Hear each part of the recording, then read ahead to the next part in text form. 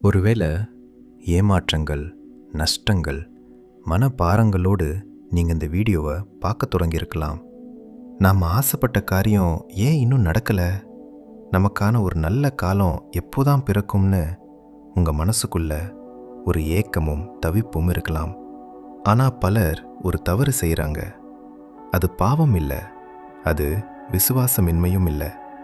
ஆனால் அந்த ஒரு தவறுனால தேவன் தங்களை விட்டுட்டார்னு நினைக்க ஆரம்பிச்சிடுறாங்க. அந்த தவறு என்ன தெரியுமா? தேவனுடைய மௌனத்தை தேவனுடைய இல்லாமையா நினைக்கிறது. நீங்கள் கவனித்து பார்த்துருக்கீங்களா? நம்ம வாழ்க்கையில் எல்லாம் நல்லா போயிட்டுருக்கும்போது தேவன் என்னோட கூட இருக்கிறாருன்னு சொல்கிறோம். ஆனால் ஜபத்துக்கு பதில் வரல. மாதங்கள் கடந்து போச்சு, வருஷங்கள் கடந்து போச்சு, நிலைமை மாறல. அப்போது நம்ம மனசுக்குள்ளே ஒரு கேள்வி வரும், தேவன் இன்னும் என்னோட கூட இருக்கிறாரா? இப்போது நான் ஒரு கேள்வி கேட்குறேன். வேதாகமத்தில் தேவன் மிகவும் நேசித்த மனிதர்கள் யார்? ஆபிரகாம், யோசேப்பு, தாவீது, அன்னாள். இவர்களோட வாழ்க்கையை பார்த்தா ஒரு ஆச்சரியமான விஷயம் தெரிய வரும். அப்போது இன்னொரு கேள்வி, இவங்க எல்லாருடைய வாழ்க்கையிலையும் ஒரு விஷயம் பொதுவாக இருந்தது. அது என்ன?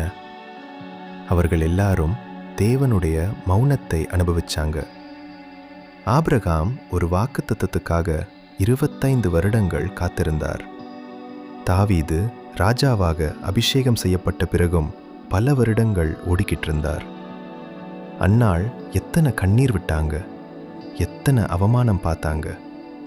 இப்போ கவனிங்க, தேவன் இவர்களை கைவிடலை, ஆனால் உடனே பதிலும் சொல்லலை. ஏன்? இதுதான் நிறைய பேருக்கு புரியாத ரகசியம். ஆனால் இன்னும் ஆச்சரியமான விஷயம் என்னன்னா, தேவன் அதிகமாக பயன்படுத்தின மனிதர்கள் தான் அதிகமாக காத்திருக்க வேண்டியிருந்தது. ஏன் தெரியுமா? தேவன் நம்ம வாழ்க்கையில் வேலை செய்யாததால் மௌனமாக இல்லை, அவர் ஆழமாக வேலை செய்துக்கிட்டு இருப்பதால தான் பல நேரங்களில் மௌனமாக இருக்கிறார். ஒரு விதை மண்ணுக்குள்ளே இருக்கும்போது மேலிருந்து பார்த்தா எதுவுமே நடக்கிற மாதிரி தெரியாது, ஆனால் அதுக்குள்ள வாழ்க்கை உருவாகிக்கிட்டு இருக்கும். அதே மாதிரி உங்கள் ஜபத்துக்கும் உங்கள் அதிசயத்துக்கும் நடுவில் இருக்கிற இந்த அமைதியான காலம் வெறுமையான காலம் இல்லை, ஆயத்தப்படுத்துகிற காலம். இன்னைக்கு உங்களுக்கு பதில் தெரியாமல் இருக்கலாம். இப்போ நீங்கள் சிந்துற கண்ணீர் யாருக்கும் தெரியாமல் இருக்கலாம். உங்கள் மனசுக்குள்ளே இருக்கிற பாரம் யாருக்கும் புரியாமல் இருக்கலாம். ஆனால் தேவனுக்கு தெரியும். ஆனால் ஒரு நாள் திரும்பி பார்த்தா அந்த தாமாவதத்துக்கும் ஒரு காரணம் இருந்ததுன்னு நீங்களே சொல்ல போகிறீங்க. அதனால் தேவனுடைய மௌனத்தை பார்த்து விசுவாசத்தை இழக்காதீங்க. ஏன்னா வேதாகமம் நமக்கு கற்றுக் கொடுப்பது, மௌனமாக இருக்கும் தேவனும் செயல்பட்டுக்கிட்டு இருக்கிற தேவன்தான். இன்னைக்கு நீங்கள் ஒரு விஷயத்தை மட்டும் நினைவில் வைங்க. அன்னாளுக்கு தெரியல அவ சிந்தி அந்த கண்ணீரை தேவன் எண்ணிக்கிட்டு இருந்தார்னு. யோசேப்பு தெரியல சிறையில் கழிச்ச அந்த நாட்கள் அவனை அரண்மனைக்கு தயாராக்கிக்கிட்டு இருந்ததுன்னு.